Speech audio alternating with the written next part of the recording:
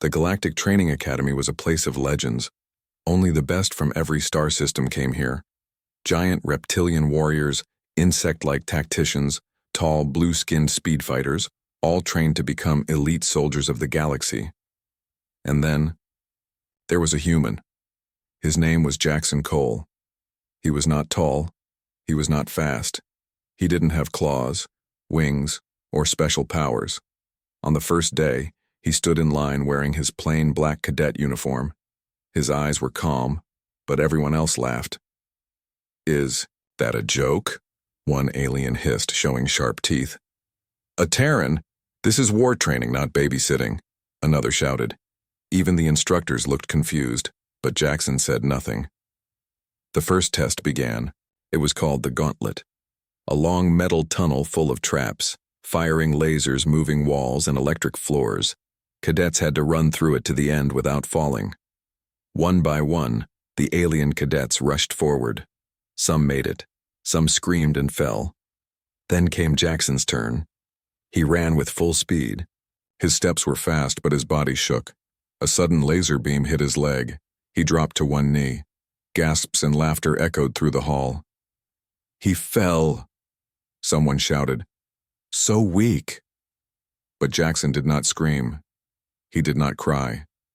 He stood back. Up, his left knee was bleeding. His hands were shaking, but his eyes, they were cold. He looked forward and kept walking. Step by step through pain and fire, he reached the end.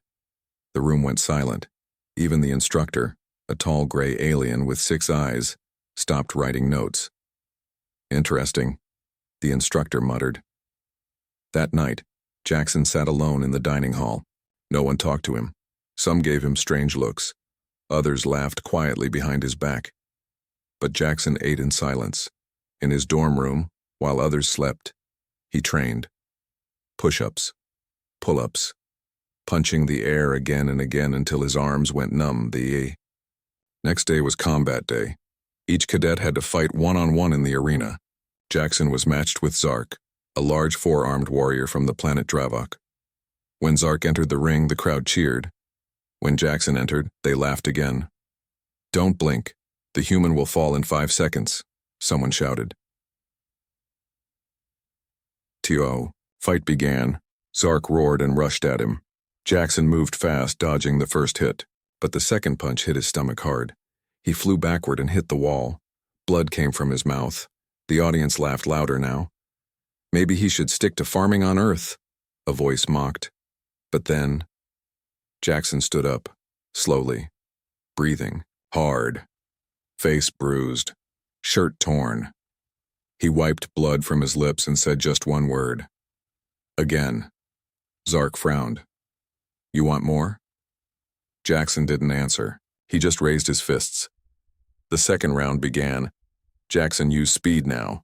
He ducked under Zark's swings, landed 2 sharp punches to Zark's ribs, then one to his jaw. Zark growled and tackled him. They both fell. The crowd stood up in shock. Jackson rolled away and stood again. 3 times he was thrown down. 3 times he stood up. By the end of the match, Zark was breathing heavy. His arm was bleeding.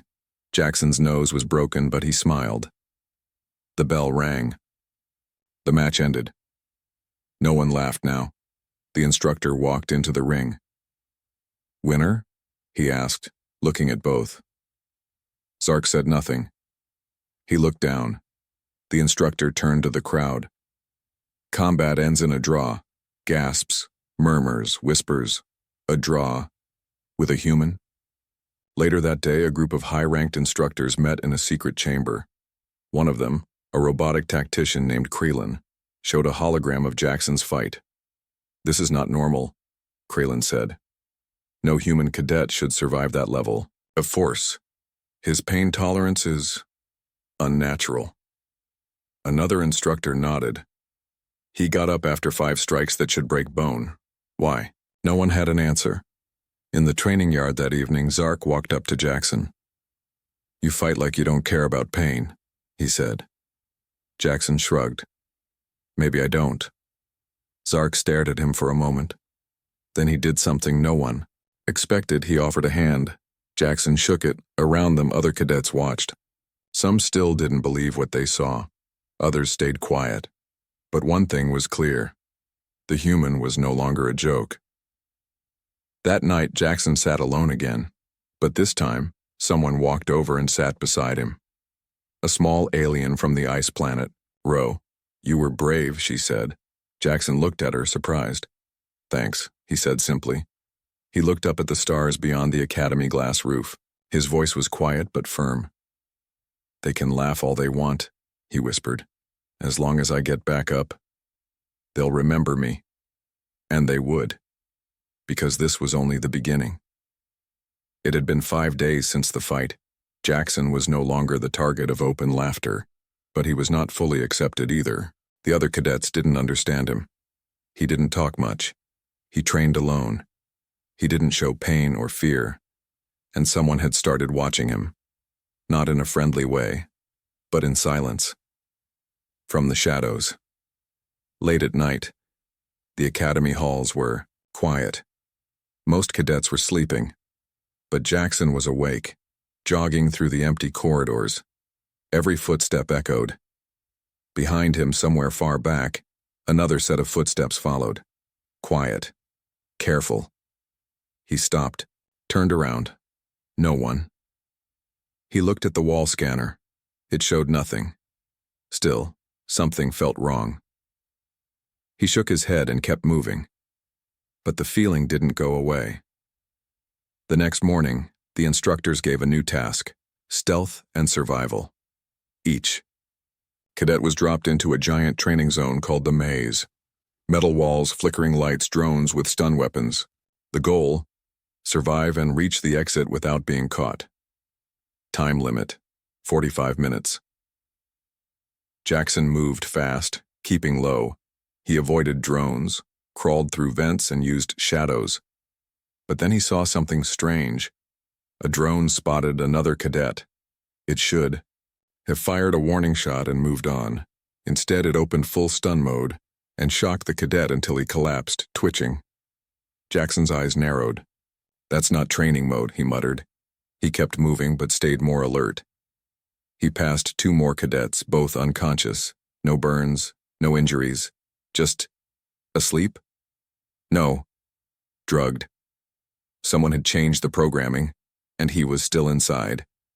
Suddenly, the lights flickered. A loud beep echoed. Maze error. System rebooting. Jackson froze.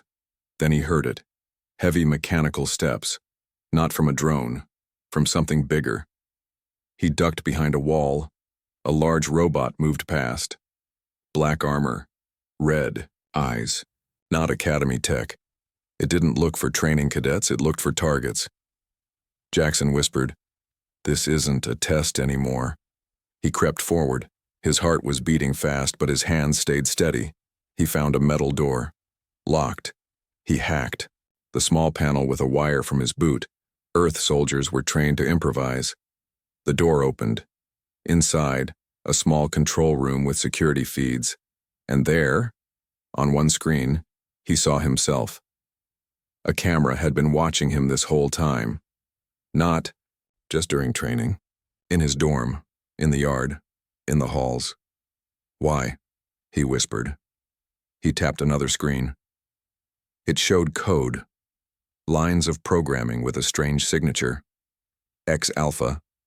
Human track. X is someone had placed him under secret watch. And worse, they were testing him in ways no other cadet was tested. He downloaded the data onto a chip. As he left the room, a voice spoke behind him. "You were not supposed to find that." He turned fast. A tall figure stood in the shadows. He wore no cadet badge, no rank, just a black coat. "Who are you?" Jackson asked. The man stepped forward. "Someone who knows what you are." "What does that mean?" "You're not just a human cadet," the man said. "You're a file that should have been deleted, a ghost in the system." Before Jackson could reply, the man pressed a button.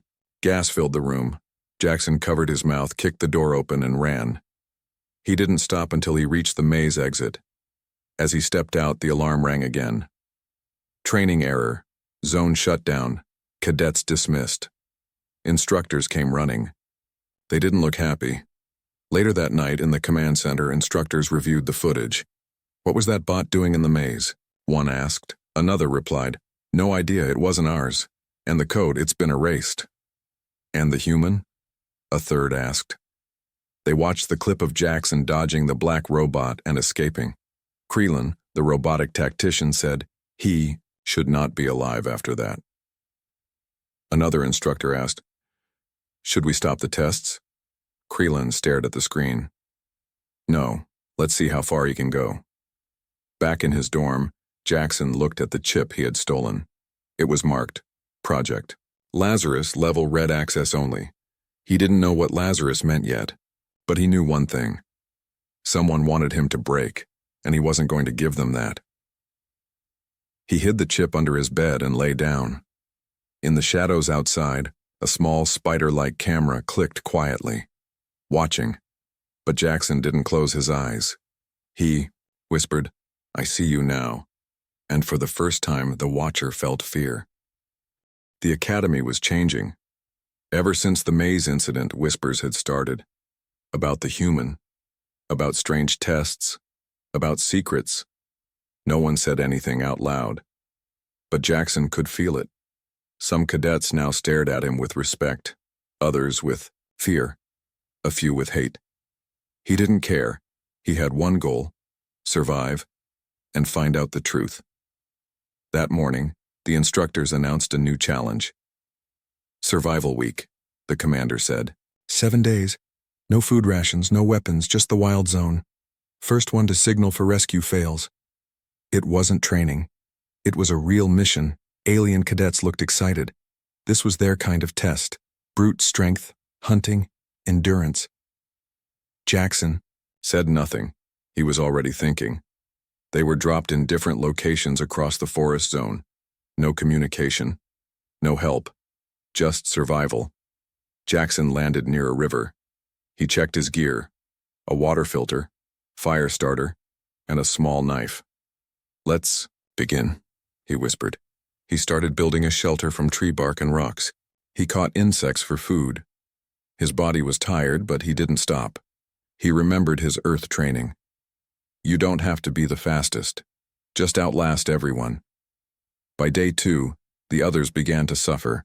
A strong cadet named Threx was found, unconscious near toxic berries. Another was attacked by wild creatures. A third triggered a hidden trap, set by another cadet. It wasn't survival anymore. It was war. Jackson found signs of movement. Footprints too deep. Branches cut too clean. Someone was following him. He made a plan. That night, he left his shelter empty and hid in the trees. Just before midnight, he saw a figure approach quietly. It was Drexen, a fast, blue-skinned cadet known for stealth.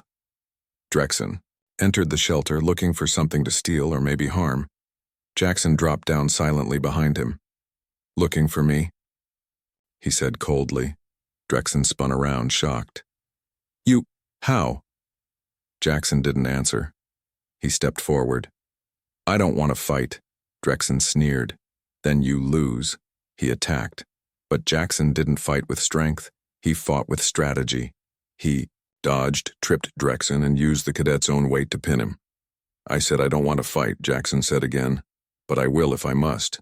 Drexen stared at him, then laughed bitterly. "You think this is about you, human? They're watching us. Watching you. They're waiting for you to break." Jackson's eyes narrowed. "Who?" But Drexen passed out. Too weak, too hungry. The fight had drained him. On the 5th day, a rescue pod flew in. Not for Jackson. For 4 other cadets who had signaled out. Only 7 remained. Jackson's clothes were torn, face dirty, hands bruised, but his eyes still burned with focus. At night, he found a strange item buried near a cliff, a black chip marked with an unknown symbol. It looked just like the one in his dorm. He didn't know what it meant, but he knew this was not placed by accident. This was left for him. On day 7, all surviving cadets were recalled. They returned to the academy, tired, hungry, and silent. The instructors watched closely. But when Jackson walked in, standing tall despite his wounds, even the instructors looked at each other nervously. He had done more than survive. He had won. Later in the briefing room, Commander Varn stood before the cadets. "You all did well," he said, but one cadet stood out. He turned to Jackson. "You, step forward." Jackson did. Varn's voice dropped lower. "You were tracked by 3 others. You were attacked. You found a lost item never meant for your level." The room went quiet. Varn leaned closer. "Tell me, Cadet, how did you know where to look?" Jackson stared straight. "I didn't, but it looked like someone wanted me to find it." Varn raised an eyebrow. "And did you?" Jackson pulled the chip from his pocket and held it up. "Then perhaps," Varn said slowly, "you're more than what you were told." That night, Jackson lay in his bed staring at the ceiling. He thought of Drexen's words. "They're waiting for you to break." But he didn't feel broken. He felt stronger, more awake, as if something inside him was slowly unlocking. He reached under his bed and took out both chips, the one from the maze and the one from the forest. He placed them side by side. Both had the same code. "Lazarus, he whispered to himself, "what are you hiding from me?" And in the darkness, for the first time in his life, Jackson felt the answer. He wasn't just being tested, he was being activated. 3 weeks had passed since Survival Week. The academy was quiet, too quiet. Jackson could feel it in the way instructors looked at him, like he was no longer a student but a puzzle they couldn't solve. He still trained alone, still slept with one eye open, still felt the invisible eyes on him, and he still had the 2 Lazarus chips hidden in his locker. That morning he was called to the upper level, not to the training yard, not to the classrooms, but to room X0, a place no cadet had ever entered. Inside, the room was dark, cold, silent. Only one thing stood at the center, a tall black chair surrounded by metal arms, wires, and screens. Commander Varn stood beside it. "You've been selected," he said, "for a special test, a simulation." Jackson's eyes narrowed. "What kind of simulation?" Varn smiled, but it didn't reach his eyes. "Something real." Before Jackson could ask more, 2 robotic guards stepped forward. He had no choice. He sat down. The metal arms locked him in. A helmet lowered over his head. Everything went black. When Jackson opened his eyes, he was no longer in the chair. He stood in the middle of a ruined city, burning skies, broken towers, and loud sirens. A simulation? Maybe, but it felt too real. The wind, the heat, the smell of smoke. It wasn't like other VR tests. He looked down. He was wearing a soldier's uniform, a real one, and in his hand, an energy rifle. Then he heard the scream. He ran toward the sound and found a young girl hiding under rubble. She wasn't human.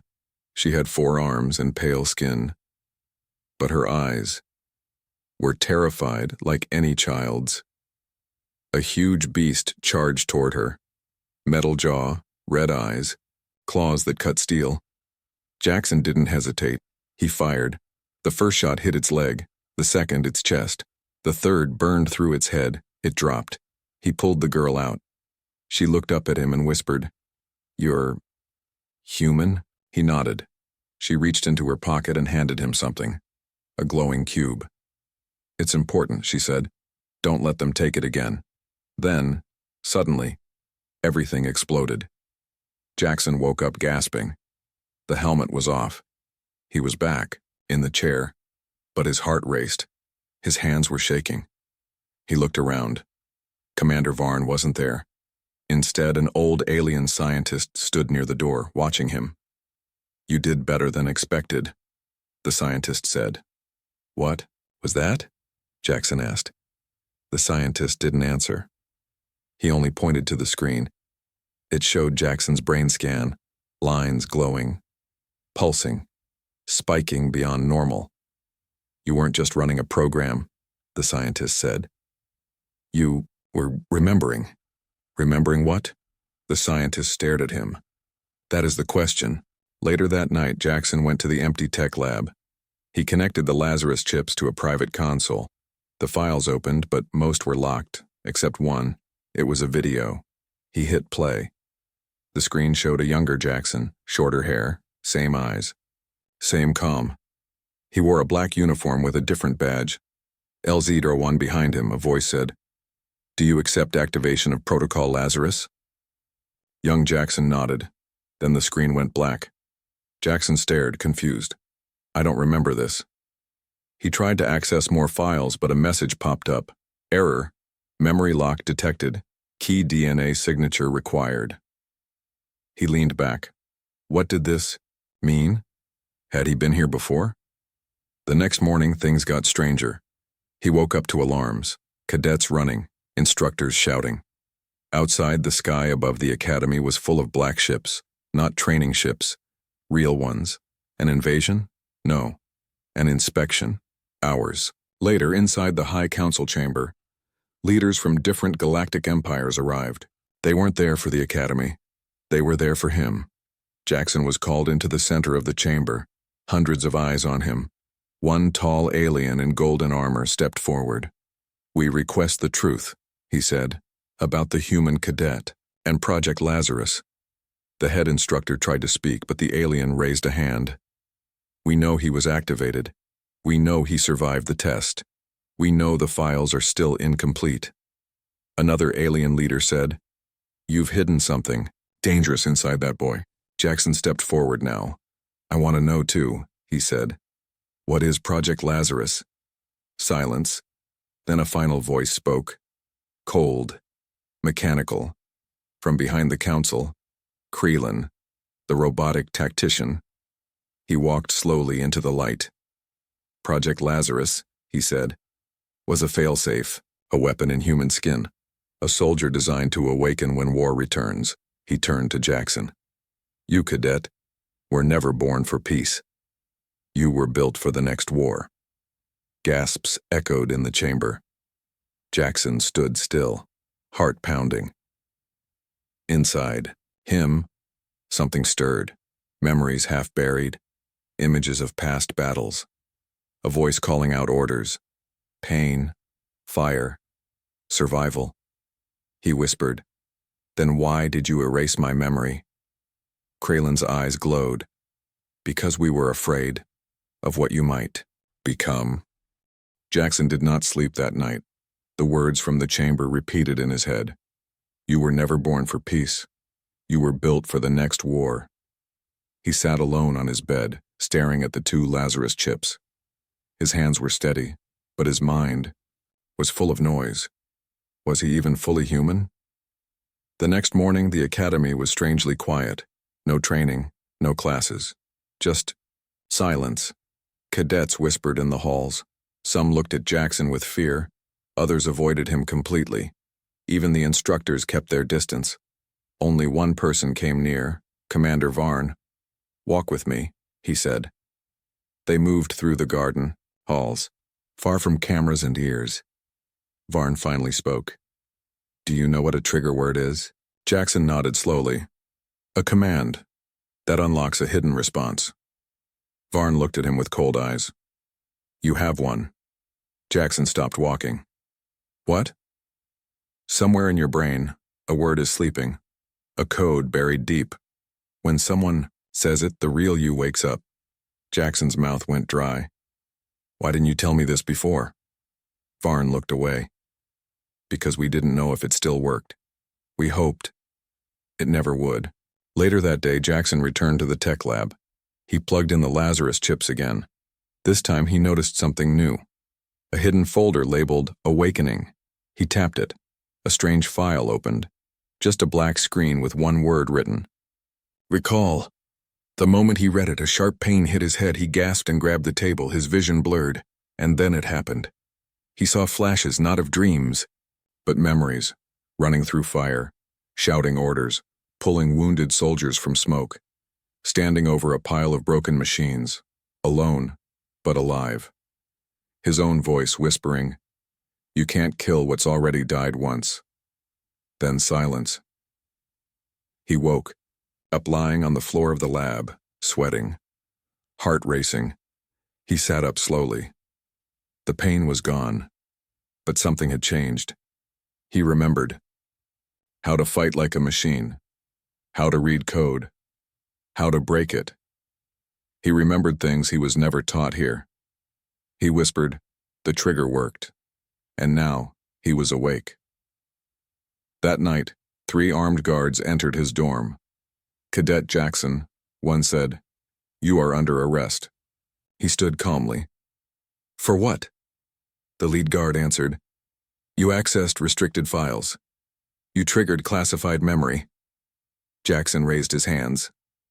"I'll come quietly," he said. But as they walked him down the hall, he could sense something.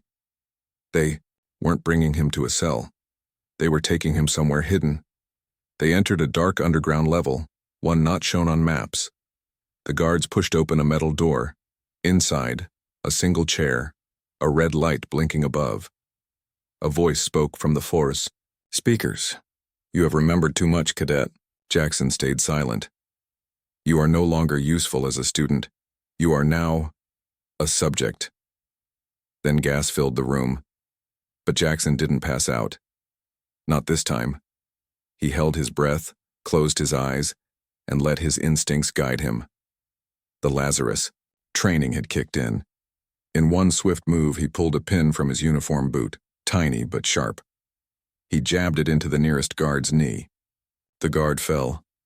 He kicked the second in the chest. Before the third could react, Jackson had the blaster from his belt. 3 seconds. All down. He grabbed the nearest tablet and hacked into the door. Unlocked. He ran. Back in the command tower. Red. Alarms flashed. Commander Varn shouted, "He's loose!" Creelan watched silently. Another officer asked, "Do we activate drone response?" Creelan nodded. "Yes, but it won't stop him. Not anymore." Jackson moved fast. Through back halls, up old elevator shafts, across dark tunnels. He knew the academy layout now, because the memories had returned. He entered the oldest part of the facility, Sector 0. There, deep behind heavy doors, he found a frozen pod. Inside the pod was a label, Lazarus Prototype Unit 00, and inside the pod, a second Jackson, or rather a copy, eyes closed, still asleep. Same face, same scars. Jackson whispered, "How many of me are there?" Suddenly lights turned red, doors locked down. Creelan's voice echoed, "You were never meant to see this. But it's too late now." Jackson turned, ready to fight. But no guards came. Instead, a new figure stepped forward, an old woman with metal arms. She looked at him and smiled. "I'm Dr. Renna," she said. "I built Lazarus." Jackson aimed the blaster. "Why?" She didn't flinch. "Because your world was dying. We needed a soldier who wouldn't, a man who could come back again and again. You erased my memories." She nodded. "To give you a second chance, a clean start." He stepped closer. "And now?" She paused. "Now, you must decide who you really are, weapon or man." Behind him, the pod hissed open. The clone inside opened its eyes. Jackson stared at his own face. Not a mirror. A brother.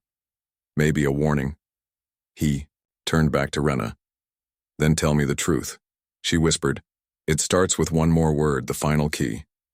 He asked, "What's the word?" She leaned in and said, "Ascend." Jackson fell to his knees. Flashes of war, love, fire, and silence rushed through him. He didn't scream. He just breathed slowly, and when he stood up, his eyes were glowing. Jackson stood in silence. The word ascend still echoed in his mind. Something inside him had changed. He could feel his heartbeat slow down, then speed up by command. He could see details more clearly. Cracks in walls, energy levels on screens, tiny movements in shadows. He wasn't just awake now, he was unlocked. Dr. Renna looked at him with awe. "You're stable," she whispered. "No collapse, no rage, no memory flood meltdown." Jackson turned to her. "What is the Lazarus protocol?" She hesitated, then said, "It's a system. A final program made to activate only if humanity fell." He frowned. "Fell?" She nodded slowly. "Earth was attacked. Long before you arrived here, the world leaders knew we couldn't win, so they sent something ahead. Someone. You." Jackson took a shaky breath. "I was sent from Earth. As a backup?" "Yes," she said. "You are not just a soldier. You are a walking archive, a survivor who can adapt to any world. You were trained, enhanced, then your memories were erased. You were placed among aliens, to learn, to test, and to wait." He looked around the hidden lab. "So this place, it was never a school for me." "No," she said. "It was a cage, for something too dangerous to let out too early." Just then, alarms blared through the base. A robotic voice announced, "Lazarus unit is active. Containment breached." Creelan's voice followed. "Terminate protocol, full lockdown." Jackson grabbed a suit of armor from the wall and threw it on. Not cadet armor. Lazarus combat armor. Dark black, lightweight, built for speed. Dr. Renna handed him a data drive. "Take this. It holds everything. All Earth data. Cities, history, people, languages. It's what's left of home." He clenched the drive in his fist. Home. He didn't even know if Earth still existed. But if it did, he had to return. Jackson burst through the hallway as drones flew in. They hovered, targeting, systems glowing red. He moved before they could fire. A roll. A leap. 2 energy blasts from his stolen rifle. 1 drone down. Then 2. The third tried to flank, but Jackson kicked off the wall, flipped mid-air, and slammed it down. It didn't feel like fighting. It felt like remembering. In the command tower, Krillin watched the screen. Jackson moved like a shadow. Calm. Fast. Precise. "He's past simulation levels," one officer said, panicking. Another shouted, "What do we do?" Krillin stood. "Call the council," he said coldly. "Tell them the Lazarus weapon was active." Jackson entered the main hangar. Dozens of cadets blocked the exit. Some raised weapons, but then they saw his eyes. Glowing faint blue. Not human. Not alien, just Lazarus. Most stepped aside. One brave cadet, a 4-armed warrior named Cray, stood firm. "You lied to us," Cray growled. "You're a machine." Jackson shook his head. "No, I feel. I bleed. I remember. I'm more alive than they ever wanted." He lowered his weapon. "I don't want to fight you," he said, "but I will fight for the truth."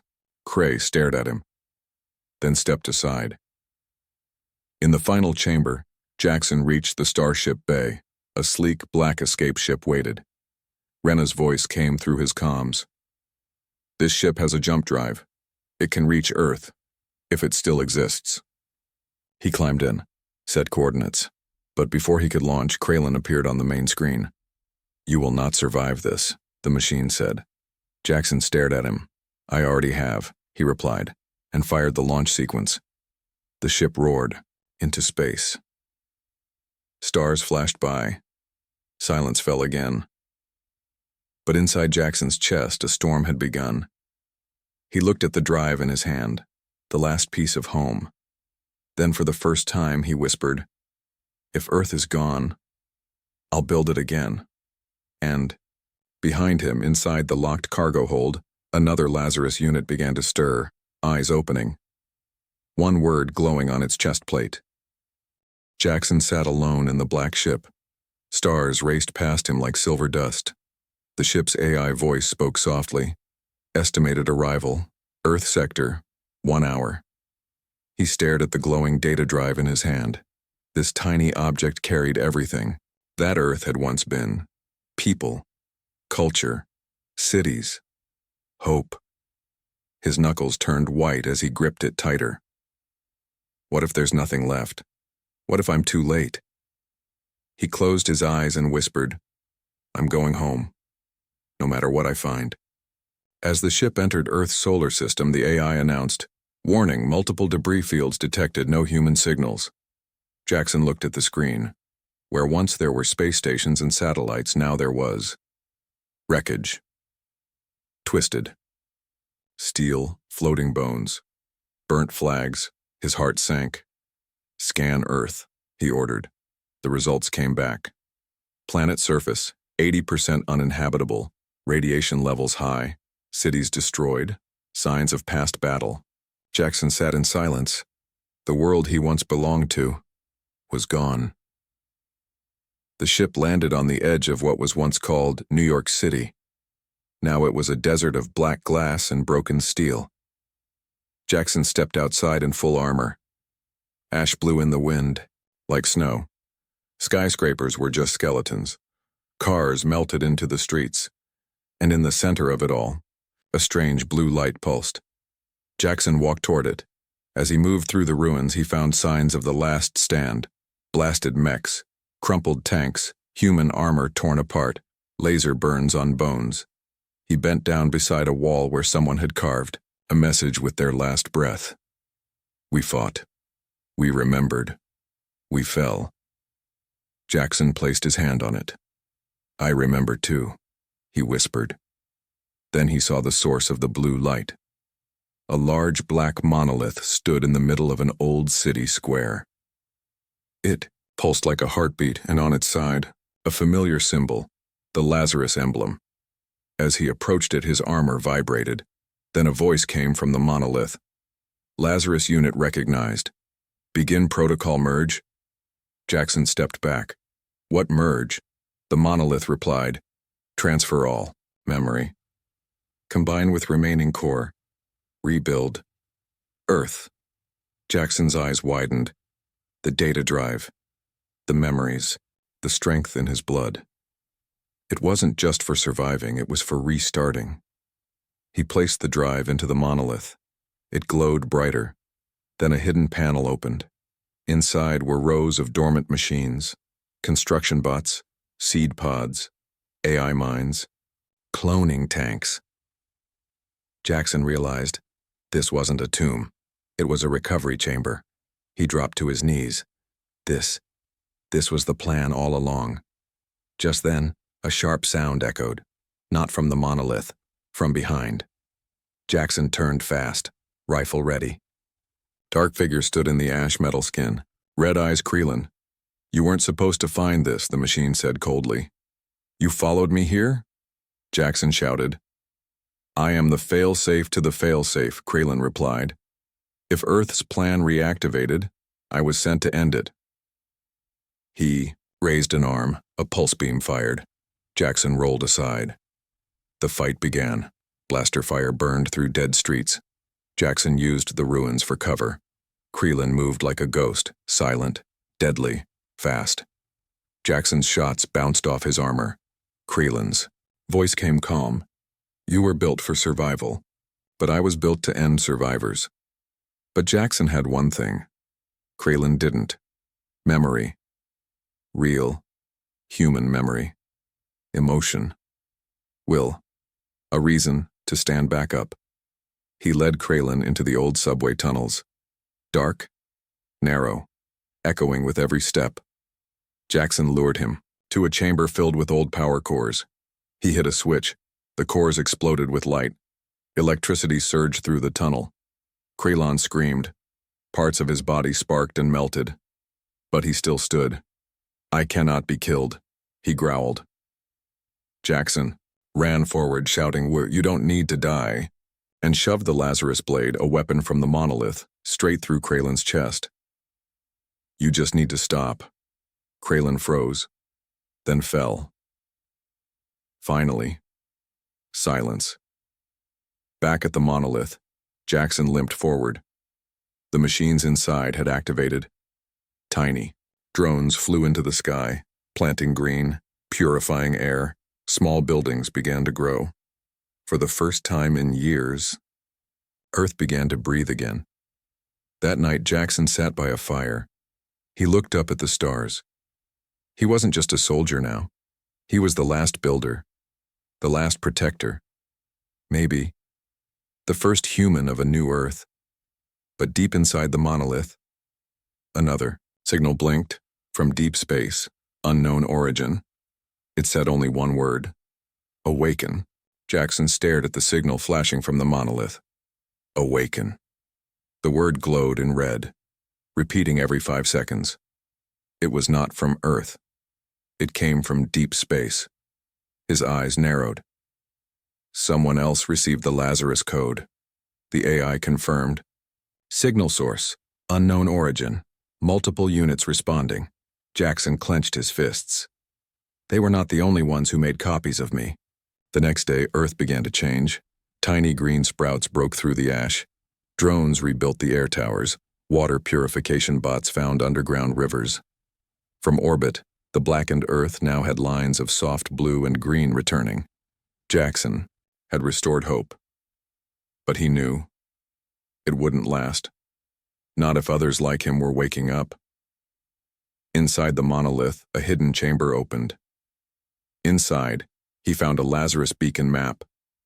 Dots blinked across the galaxy, some red, some blue, some black.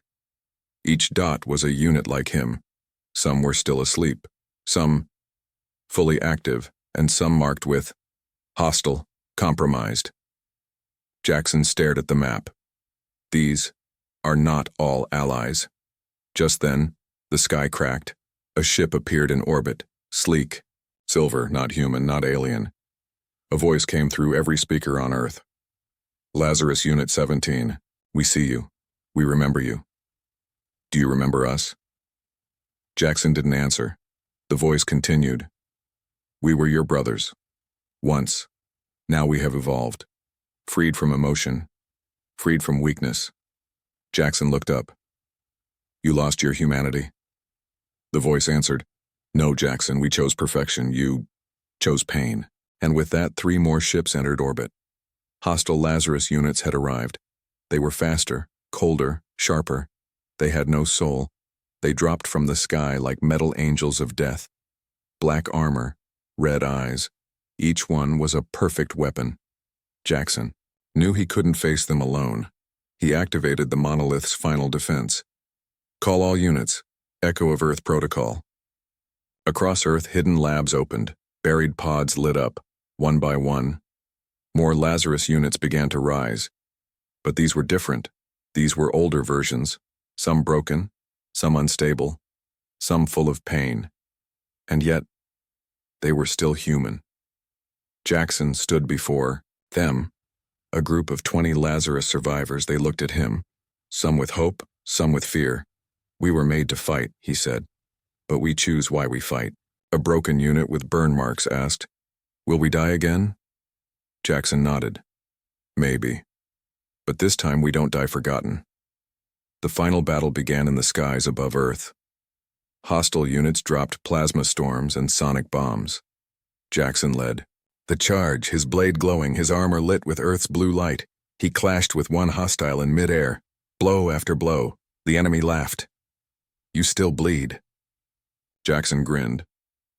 And I still stand. He stabbed the enemy through the core. 1 down. 19 more. Across the battlefield, old Lazarus units held the line.